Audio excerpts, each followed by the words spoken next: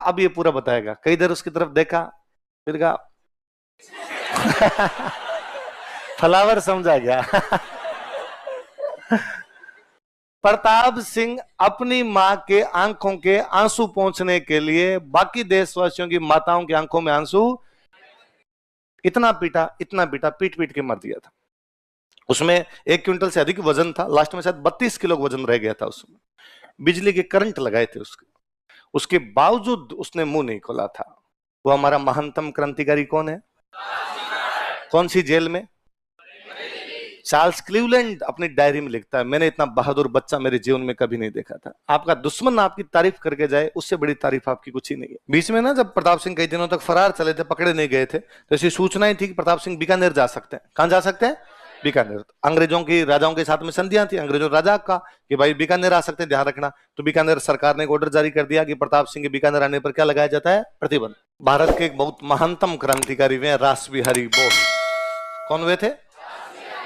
बहुत बड़े क्रांतिकारी हुए। रास बिहारी बोस लिखते हैं कि आपको ऐसे सैकड़ों एग्जाम्पल मिल जाएंगे भारत में और राजस्थान में तो लाखों मिल जाएंगे कि किसी पिता ने अपने पुत्र को युद्ध में भेजा कि जाओ और मातृभूमि की रक्षा करो।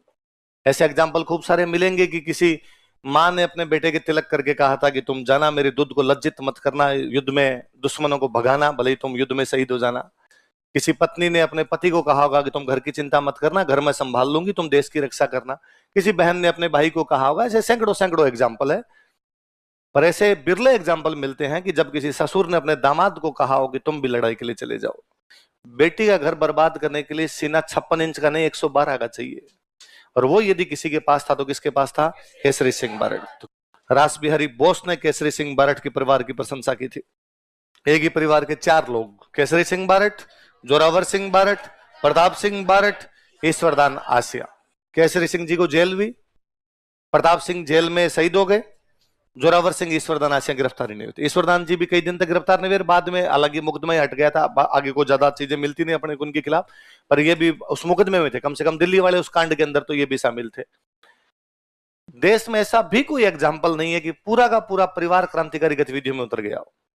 ऐसा भी एकमात्र एग्जाम्पल हमारे पास है तो वो हमारे शाहपुरा का बारट परिवार है कि पूरा परिवार यज्ञ की आहुति, आजादी की यज्ञ की जो आहुति थी उसमें समा गया था, उस आहुति में काम आ गया था। फिर भी हम नहीं जानते। होना तो ये चाहिए कि राजस्थान का बच्चा बच्चा जाने। उससे पहले भगत सिंह को नहीं जानते थे क्या? पर आप जोरावर सिंह बारट को जानते थे क्या?